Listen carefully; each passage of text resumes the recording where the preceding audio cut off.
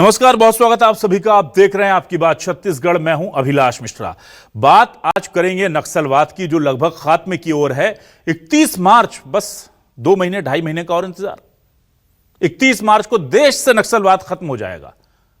यह बात गृह मंत्री अमित शाह ने एक बार कही और उसके बाद पूरी बीजेपी यह बात कहती है कि खत्म हो जाएगा, और लग भी रहा है कि शायद खत्म हो जाए।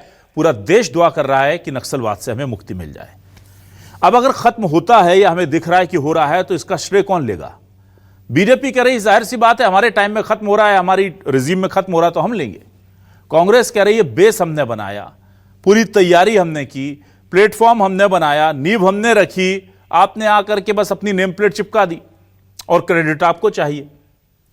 क्योंकि गृह मंत्री अमित शाह ने भूपेश बघेल सरकार की पीठ थपथपाई थी, यह कहते हुए कि नक्सलवाद से बहुत अच्छे से यहां पर मुकाबला हो रहा है और छत्तीसगढ़ की नक्सली घटनाओं में बहुत तेजी से कमी आ रही है। अब वो ऑन रिकॉर्ड चीजें हैं। ऐसे में क्रेडिट बीजेपी अकेली लेगी या कांग्रेस को मिलेगा, ये एक सवाल है। एक और महत्वपूर्ण सवाल हाल ही में उठाया, वो ये कि क्या छत्तीसगढ़ की नक्सल पुनर्वास नीति, जो आत्मसमर्पित नक्सली हैं उन्हें रिहेबिलिट करने की जो नीति है, जो स्कीम है, उसमें कोई कमी है, उसमें कोई पेच है क्या? क्योंकि बड़े नक्सली, कांग्रेस कह रही है कि वो तेलंगाना या आंध्र प्रदेश वहां या उड़ीसा में जाकर के सरेंडर कर रहे हैं। एक और बात कही जा रही है कि दरअसल उनके मन में डर है कि छत्तीसगढ़ में वो सरेंडर करने आएंगे लेकिन एनकाउंटर में मारे जाएंगे, जैसा कि हिडमा के साथ हुआ। ये आरोप भी लग रहे हैं। तो क्या नक्सलियों के लीडर छत्तीसगढ़ में सरेंडर करने से डर रहे हैं क्योंकि उन्हें लग रहा है कि सरेंडर से पहले एनकाउंटर तय है? और यह डर छत्तीसगढ़ के लिहाज से, छत्तीसगढ़ के लोगों के लिहाज से, नक्सलियों के मन में एनकाउंटर का डर अच्छा है या बुरा है?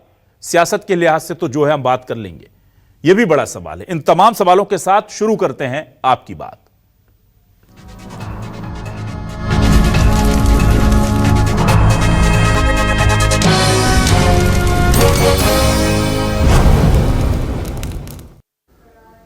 डिप्टी सीएम विजय शर्मा ने क्या कहा है नक्सलियों को लेकर, उनके आत्मसमर्पण को लेकर और 31 मार्च की डेडलाइन को लेकर, और विकास उपाध्याय कांग्रेस से किस तरह से तंज कस रहे हैं और कह रहे हैं कि हमने तैयारी की थी, नींव हमने रखी है, इसलिए हमें भी इसका श्रेय जाना चाहिए। सुनिए।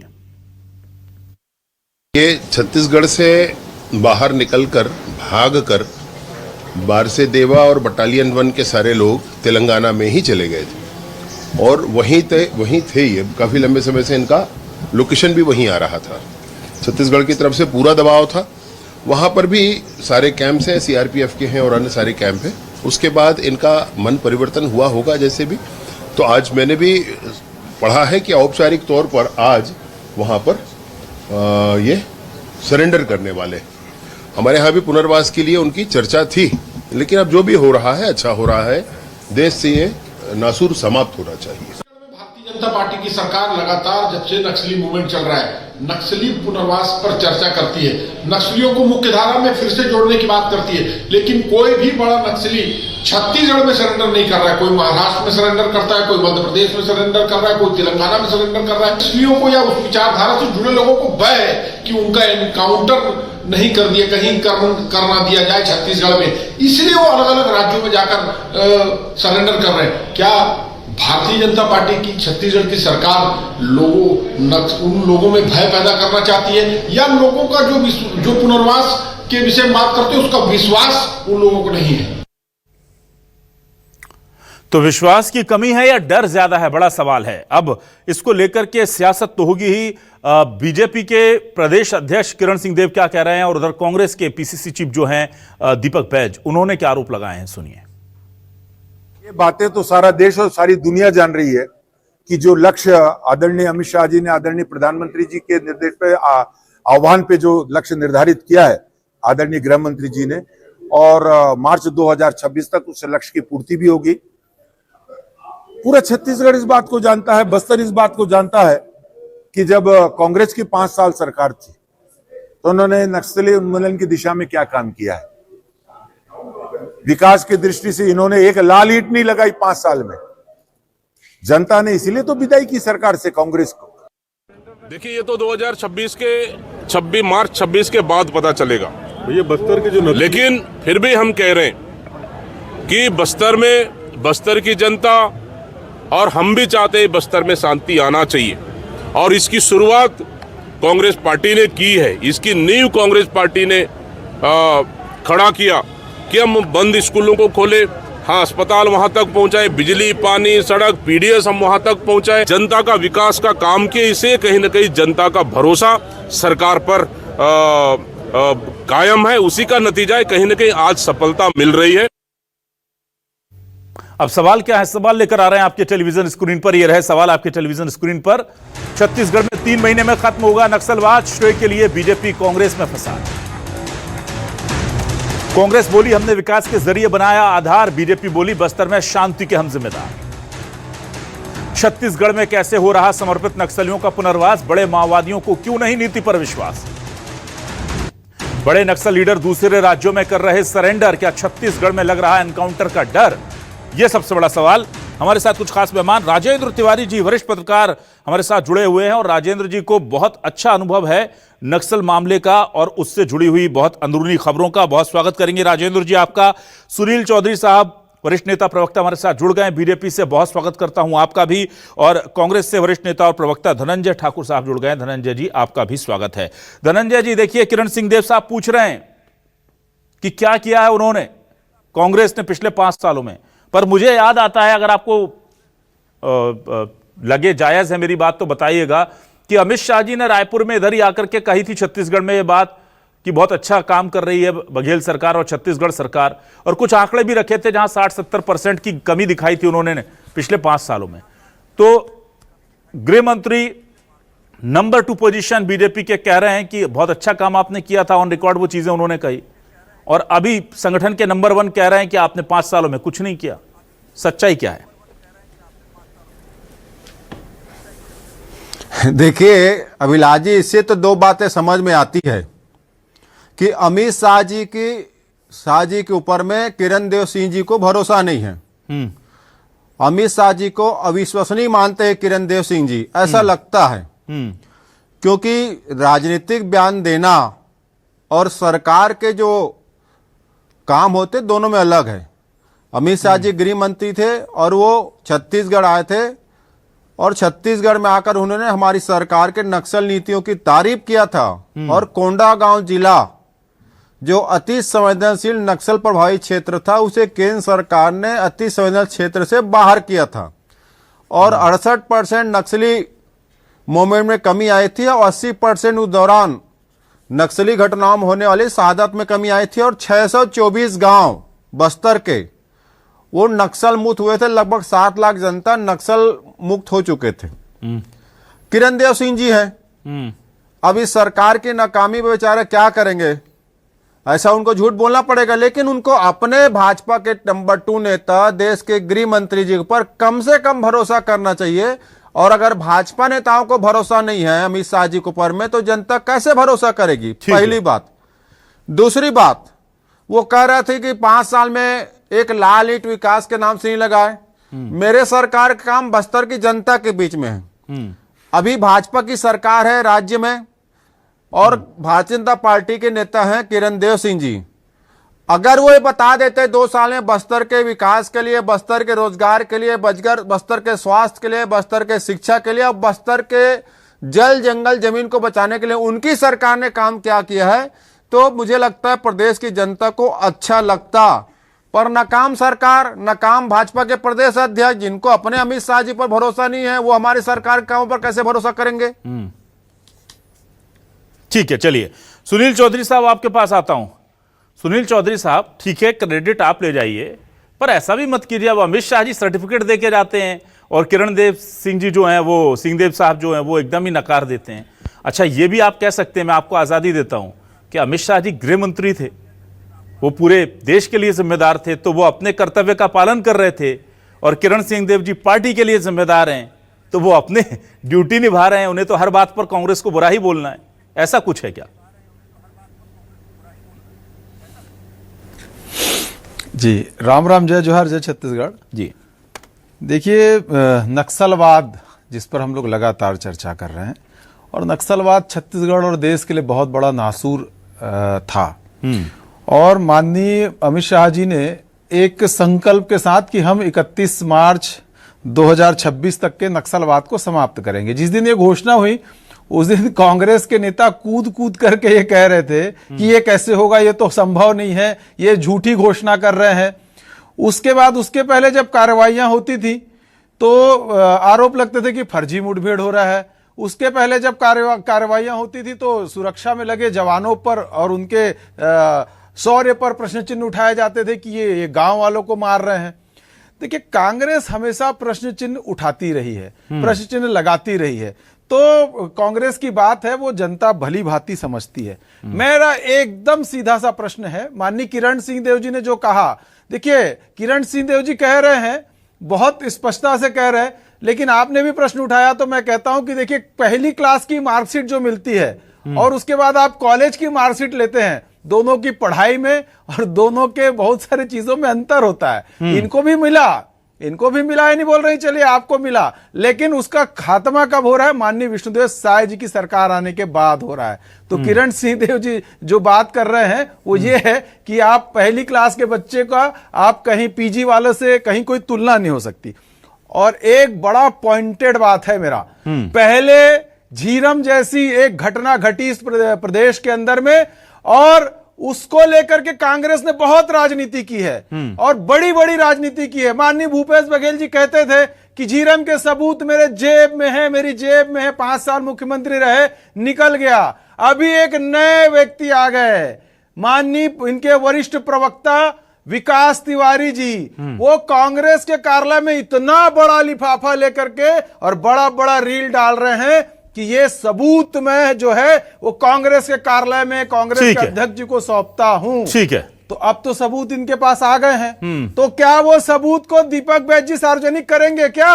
वो बताएंगे कि विकास तिवारी कौन से सबूत की बात कर रहे हैं? वो तो सबको श्रद्धांजलि दे रहे हैं। नहीं, ये प्रश्न है, ये प्रश्न है। नक्सलवाद से पीड़ित प्रताड़ित कांग्रेस के जो लोग हैं उनके मन में भी प्रश्न है। तो दूध का दूध पानी का पानी ये लोग करें ना भाई।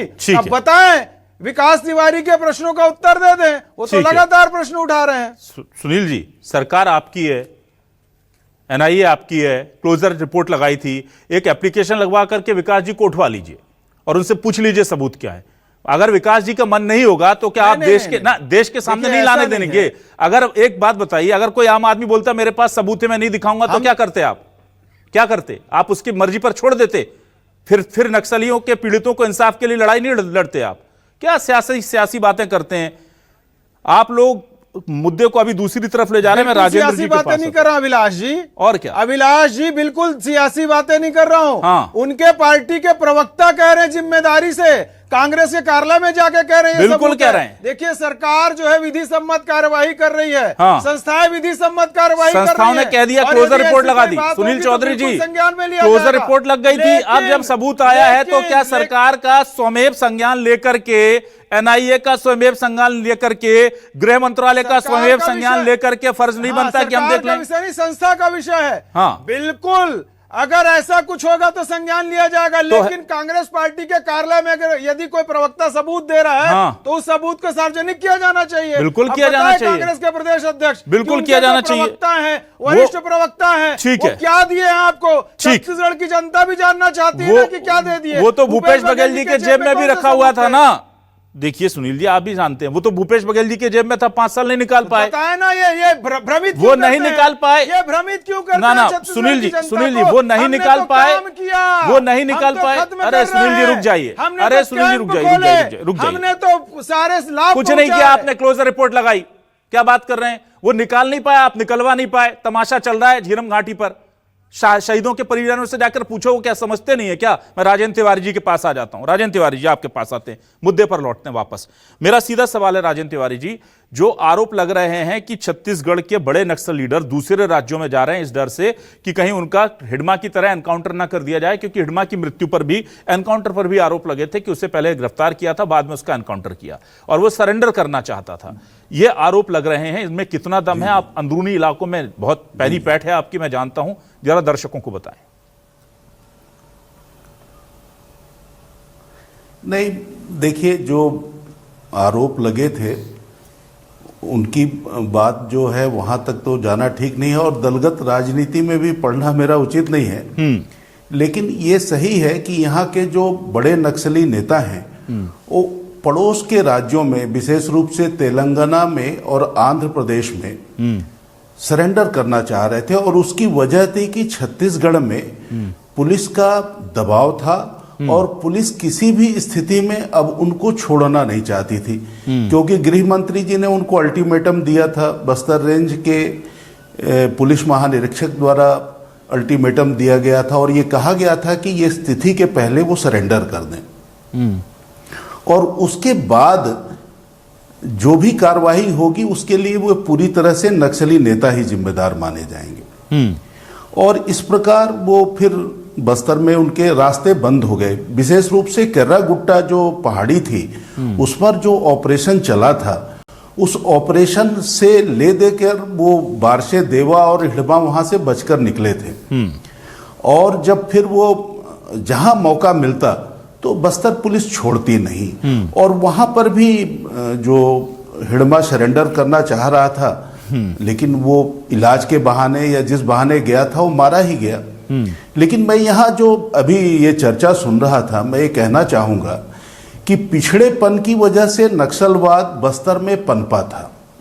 केरल से, लगभग केरल से बड़ा भूभाग है बस्तर अंचल का, और केवल गोली बंदूक से नक्सलवादियों को खत्म कर दिया गया तो इसकी गारंटी नहीं है कि नक्सलवाद फिर न पनप जाए, क्योंकि बस्तर का विकास नहीं हो रहा है। इसके पहले भी अमित शाह जी, गृह मंत्री जी ने कहा था कि ऑपरेशन के साथ साथ बस्तर के डेवलपमेंट भी शुरू किए जाएंगे, लेकिन विकास की योजनाएं नहीं चालू हुई। नक्सलवादी तो धीरे धीरे मारे जा रहे हैं। मेरा स्पष्ट कहना है कि केवल गोली बंदूक से इस समस्या का निदान नहीं किया जा सकता, और अगर बस्तर का विकास नहीं किया गया, तेजी के साथ विकास नहीं किया गया, तो हो सकता है कि फिर से नक्सली बस्तर में अपने पांव जमा लें। एक नक्सली, एक हिड़मा या देवा ही नक्सली नहीं है। वो पिछड़ेपन के कारण वो जहां वो तत्व, विशेष रूप से जो आज कहा जा रहा है कि राष्ट्र विरोधी तत्व हैं, वो आते हैं तो फिर आदिवासियों को बरगला ले जाते हैं। ठीक है। और ये सिलसिला जारी रहेगा, और इस सिलसिले को रोकना है तो गोली बंदूक के कार्रवाई के साथ साथ तेजी के साथ विकास करना चाहिए। और बहुत अच्छा होता अगर सरकार जैसे ये कहती कि मार्च 2026 में बस्तर से नक्सलवाद का खात्मा हो जाएगा, तो उसी प्रकार एक डेडलाइन बता देती मोटा मोटी कि बस्तर में विकास, बस्तर की जो लाइफ लाइन है NH30, वो केसकाल घाट कब मरम्मत हो जाएगा, बाईपास कब बन जाएगा, या अब आप देखिए अन्य हाट बाजारों में देख लीजिए, यहाँ एक व्यापारी रातों रात माला माल हो जाता है, और वो दुर्दशा गांव वालों की सुधरती नहीं है। आखिर कारण क्या है?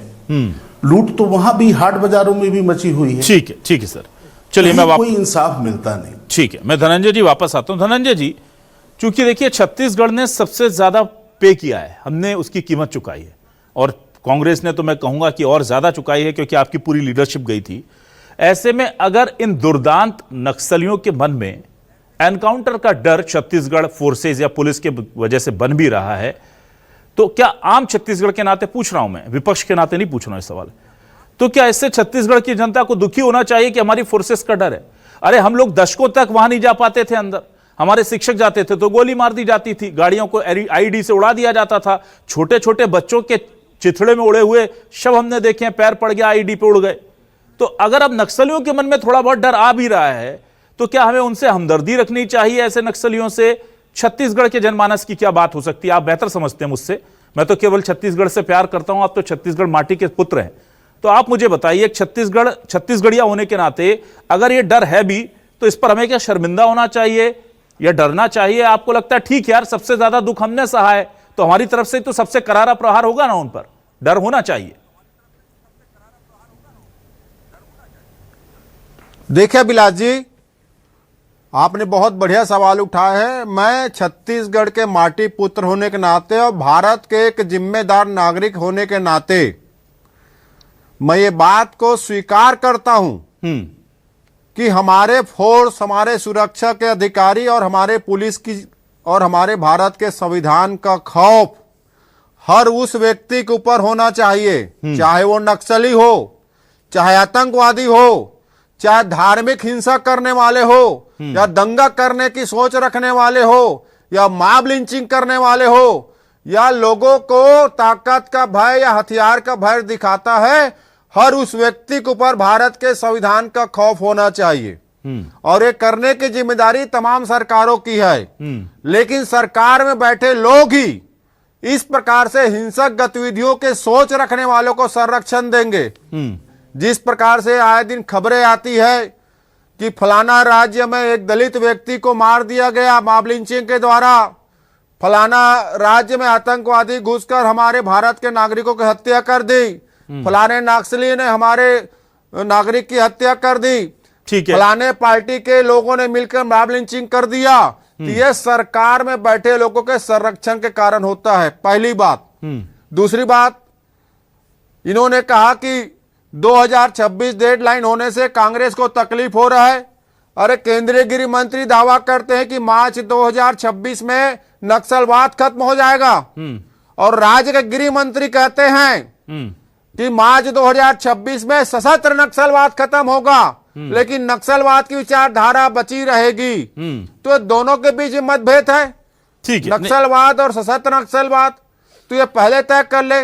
तीसरी चीज पूरे देश से, छत्तीसगढ़ ही नहीं पूरे देश से नक्सलवाद, आतंकवाद और हिंसावाद खत्म होना चाहिए, और हमारे फोर्स का डर, हमारे पुलिस के जवानों का भय और हमारे संविधान की धमक हर इस प्रकार के सोच के लोगों में होनी चाहिए। एक सेकंड मुझे और दीजिएगा, एक सेकंड दीजिएगा। साथी प्रवक्ता के अगर जवाब ना दूं तो गैर जिम्मेदाराना हो जाऊंगा मैं। जी बताइए। मैं तो कहता हूं कि कांग्रेस के नेताओं ने एनआईए को भी शिकायत किया था जिस समय झीरम घाटी कांड हुआ कि तत्कालीन मुख्यमंत्री डॉक्टर रमन सिंह से पूछताछ होनी चाहिए, तत्कालीन गृह मंत्री से पूछताछ होनी चाहिए। तो इन्होंने क्यों नहीं किया पूछताछ? इसका पहले जवाब दे दे, किसको बचाने के लिए इनसे पूछताछ नहीं हुआ था? ठीक है, फिर वो कहेंगे भूपेश बघेल जी से भी पूछताछ होनी चाहिए। फिर तो मैं तो वही कहता हूं, जो जो ऐसे बयान दे रहा सबसे होनी चाहिए, फिर वो उधर ही पहुंच जाएगी बात। लेकिन हम तो बोले थे सबूत लेने आ जाओ, हम तो बोले सबूत लेने आ जाओ। अरे वाह, कितनी अच्छी बात है। मतलब ये कोई वो शादी का कार्ड है क्या? क्या आपने, मेरे फूफा जी नाराज हो गए कि हमको बुलाया नहीं तो हम गए नहीं? इतनी बड़ी जिम्मेदारी वाली बात है कि हमें सबूत, हमें पता है सबूत हमारी जेब में है, पर हमारे हिसाब से लोग लेने नहीं आए तो हम देंगे नहीं।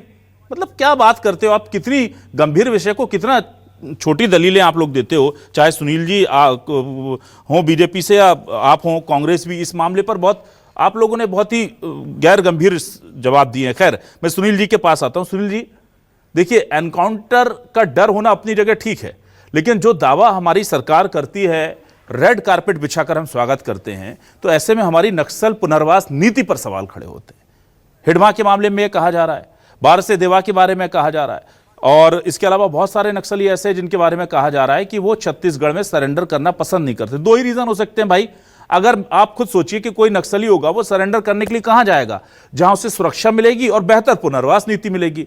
तो मेरा सवाल सीधा यह है कि जब छत्तीसगढ़ ने सबसे ज्यादा खून बहाया अपनी माटी पर, छत्तीसगढ़ सबसे ज्यादा प्रभावित रहा, तो हमारी नक्सल पुनर्वास नीति सबसे भरोसेमंद और सबसे आकर्षक क्यों नहीं है? लोग दूसरी जगह क्यों जा रहे हैं? सीधा सवाल है मेरा। भरोसेमंद, अगर भरोसा होगा तो एनकाउंटर का डर नहीं होगा साहब, और आकर्षक होगा तो भी कोई नहीं जाएगा। दूसरे राज्यों में जाने का मतलब यही है कि हमारी नीति में कुछ तो चूक है, छोटी मोटी ही सही। देखिए अभिलाष जी, बहुत गंभीरता से मैं जवाब दे रहा हूं जी, बहुत गंभीरता से जवाब है कि आप देखेंगे लगातार माननीय केंद्रीय गृह मंत्री जी आते हैं और सभी राज्यों के डीजीपी और सुरक्षा में लगे हुए लोगों की कॉन्फ्रेंस यहां पर होती है, और ऑपरेशन जो है वो ज्वाइंट चलाया जाता है। आप देखेंगे कि उसमें उड़ीसा की भी टीम रहती है, कई बार इधर महाराष्ट्र की टीम रहती है, छत्तीसगढ़ की टीम रहती है, ऐसे हमारे सारे राज्य जो है मिलकर के वो ऑपरेशन चलाते हैं। और ज्वाइंट ऑपरेशन के माध्यम से जो है नक्सल उन्मूलन की दिशा में लगातार पूरे देश में एक साथ काम हो रहा है, और उसका नेतृत्व माननीय मोदी जी के नेतृत्व में माननीय गृह मंत्री अमित शाह जी कर रहे हैं, और हमारे देश और प्रदेश के जो भी मुख्यमंत्री गृह मंत्री हैं वो सारे लोग कर रहे हैं। छत्तीसगढ़ में माननीय विष्णुदेव साय जी का सुशासन है, विजय शर्मा जी गृह मंत्री हैं। हम बस्तर में शांति स्थापित करना चाहते हैं। अब देखिए, नक्सलियों के मन में क्या बात है, क्या है, आकर्षण हो ना हो ये अलग विषय है। मूल विषय ये है कि नक्सलवाद का खात्मा होना चाहिए। अब वो सरेंडर उड़ीसा में जाकर के करे या सरेंडर महाराष्ट्र में जाकर के करे या छत्तीसगढ़ में आकर के करे, लेकिन नक्सली विचारधारा से और बंदूक पकड़ करके आप जंगल में घूमते रहेंगे तो फिर तो मामला ठीक नहीं है। ये महत्वपूर्ण विषय है। अब कहां कर रहा है, क्या कर रहा है, ये तो कोई विषय होना नहीं चाहिए। क्यों नहीं होना चाहिए सुनील चौधरी साहब? सुनील चौधरी साहब, ये विषय क्यों नहीं होना चाहिए? हमने इतनी अच्छी नीति बनाई, पुनर्वास नीति बनाई, करोड़ों रुपए खर्च कर रहे हैं, नौकरी दे रहे हैं। जिन नक्सलियों ने लोगों को गोली मारी उनका घर बनाकर दे रहे हैं, जिन्होंने लोगों के घर उजाड़े। तो आप इतनी संवेदनशीलता से जा रहे हैं तो एक बार आप जाकर के देखेंगे नहीं कि यार क्या कमी है हमारी इस नीति में? यार जो हम इतना अच्छा सब कुछ कर रहे हैं फिर भी हमारे पास क्यों नहीं आ रहे? हमारे क्षेत्र से लोग भाग करके मध्य प्रदेश चले जा रहे हैं, महाराष्ट्र चले जा रहे हैं, उड़ीसा चले जा रहे हैं, तेलंगाना, आंध्रा, झारखंड क्यों जा रहे हैं भाई? देख तो नहीं एक बार पलट के, या तो फिर बनाना ही नहीं था, बोल देना था जो भी जहां करेगा उसको ये एक केंद्रीय नीति बना देते अगर केंद्र का ही पूरा ऑपरेशन था तो देखिए, नीति बना देना अच्छी बात है। और उसमें छोटे, मुझे ऐसा लग रहा है कि शायद हमारी नीति में यह कमी है कि छोटे कैडर के नक्सलियों के लिए हम बहुत आकर्षक है, हमारे पास संख्या ज्यादा है, पर जो बड़े इनामी नक्सली हैं या तो उनको भरोसा नहीं है या फिर उनकी सुविधाओं में या उनके लिए दिए गए जो आपके अट्रैक्टिव बोनसेस हैं शायद उसमें कुछ कमी है, कुछ तो गड़बड़ है साहब। अभिलाष जी, क्या तेलंगाना के, मध्य प्रदेश के, अन्य राज्यों के लोग छत्तीसगढ़ में सरेंडर नहीं कर रहे हैं? देखिए, वो उनको कहां सरेंडर करना है, कौन लोग बीच में उनसे बातचीत कर रहे हैं, ये तो अलग विषय है। मैं तो कह रहा हूं कि नक्सलवाद के खात्मे की दिशा में काम हो रहा है ना। सरेंडर कहां कर रहे हैं, क्या आकर्षण है, आकर्षण नहीं है, वो अलग विषय होगा। वो क्या सोच रहे हो नक्सली जाने। लेकिन छत्तीसगढ़ की आम जनता तो ये चाहती है ना नक्सलवाद समाप्त हो। छत्तीसगढ़ की जनता ये चाहती है कि इस लाला आतंक से मुक्ति हो। और ये खौफ का जो आतंक का, ये जो बारूद की वहां सुरंगें बिछी हुई थी, जो लगातार ब्लास्ट हो रहे थे, उसमें हमारे आम लोग भी मारे जा रहे थे, हमारे सेना के जवान शहीद हो रहे थे, नेताओं की हत्या हो रही थी, उन सब चीजों से निकलना है। और आप कह रहे थे कि रेड कारपेट, देखिए रेड कारपेट हमने लोकतंत्र की स्थापना के लिए बिछाया है। इस देश में, प्रदेश में लोकतंत्र को प्रतिस्थापित करना है, इसलिए रेड कारपेट बिछा करके उनको बुला रहे हैं। लेकिन यदि वो उनकी इच्छा है, वो जहां जाए वहां चले जाए। छत्तीसगढ़ में कोई बंदूक लेकर के घूमेगा तो फिर वो उसका जवाब बंदूक से होगा। नहीं तो सरकार एक गोली चलाना नहीं चाहती है, सरकार नक्सली क्षेत्र में काम भी कर रही है। डिबेट तो इसी का शुरू हुआ था ना कि कोई बंदूक रखने आए तो उसका स्वागत बंदूक से मत कीजिए। डिबेट का असल को मुद्दा ये था कि जब कोई बंदूक रखने आ रहा है तो कम से कम उसके मन में यह डर ना हो कि मैं बंदूक रखने जाऊं और बंदूक का शिकार ना हो जाऊं। चलिए, खैर मैं आपको शायद कन्वे नहीं कर पाया, मैं जल्दी से, अब समय खत्म हो गया। राजेंद्र जी, एक छोटी सी टिप्पणी आपसे चाहता हूं। क्या 2026 मार्च हमारा जो टारगेट है, और ये मैं कहता हूं सरकार का टारगेट नहीं है, सारे देशवासियों के दिल की आवाज है, ये मेरा भी टारगेट है, अब क्योंकि हमें लग रहा है कि शायद कुछ होगा, ये सपना पूरा होगा जो धनंजय जी कह रहे हैं कि सशस्त्र नक्सलवाद खत्म हो जाएगा। और नक्सलवाद की शुरुआत सशस्त्र नक्सलवाद से तो हुई नहीं थी, ये तो उसका एक्सट्रीम फेज था, और जड़ें रह जाएंगी तो ये कभी भी फिर से इसके फूट पड़ेंगी कोपलें। तो क्या आपको लगता है क्या होने जा रहा है इस वक्त 2 महीने बाद छत्तीसगढ़ में? हाँ, वो तो कागजों पर पूरा नक्सलवाद समाप्त हो जाएगा, मारे जाएंगे, पूरी सुरक्षा हो जाएगी, विकास की योजनाएं जब तक शुरू नहीं होती तो फिर से खतरा बना रहेगा कि पनप सकता है फिर से नक्सलवाद। ठीक है, क्योंकि हम जो बस्तर की भौगोलिक सीमा है वो 3 राज्यों से घिरी हुई है और वो नक्सलवाद पड़ोसी राज्यों से ही आता है। और जहां बस्तर में विकास नहीं हुआ तो वो आशंका या कहें ये खतरा बना रहेगा कि कभी भी वो उग्रवाद पनप सकता है। ठीक है, तो चलिए तेजी के साथ विकास भी किया जाए। बहुत अच्छी बात आपने राजेंद्र जी कही, और उसी मोड़ पर ले जाकर इस डिबेट को छोड़ा जहां पर मैं इसका वाइंड अप चाह रहा था कि 2026 मार्च जो डेट है, उस दिन भले ही सरकार और हम जश्न मनाएंगे कि हमने नक्सलवाद को खत्म कर दिया ऑन रिकॉर्ड, लेकिन उस दिन से दरअसल असल परीक्षा सरकार की शुरू होगी, चाहे केंद्रीय सरकार हो, बीजेपी की हो, तेलंगाना की हो, आंध्रा की हो, कहीं की भी हो, कि उसी तेजी से वो विकास भी वहां कर दें ताकि इसको जड़ से मिटा सकें। क्योंकि ये ऐसे घाव हैं, ऐसे नासूर हैं, ऐसे कैंसर है समाज के ये विचारधारा कि आप ऊपर से कितना भी इनको ठीक करते रहिए, पट्टी लगाते रहिए, मलहम लगाते रहिए, जब तक अंदर एंटीबायोटिक नहीं देंगे, जब तक अंदर से इम्यून सिस्टम इनका डेवलप नहीं किया जाएगा ग्रामीण इलाकों का, तो ये बार बार ऑकर होगा। इसलिए हम भले ही एक सर्जरी कर दें, पर उसके बाद जो लगातार कीमोथेरेपी होती है वो भी देनी होगी, ताकि ये जो कैंसर है समाज का नासूर, ये जड़ से खत्म हो सके। तो हम जश्न मनाएं। मैं पूरी शुभकामना देता हूं, उम्मीद करता हूं, दुआएं करता हूं कि हम 31 मार्च को जश्न मनाएं, पर उसके बाद बड़े काम में लग जाएं। सशस्त्र नक्सलवाद बहुत छोटा है मानसिक नक्सलवाद के आगे, उसे खत्म करना जरूरी है। बहुत शुक्रिया राजेंद्र जी, सुनील चौधरी जी, धनंजय ठाकुर जी हमारे साथ जुड़ने के लिए, इस डिबेट का हिस्सा बनने के लिए सभी का शुक्रिया। नमस्कार।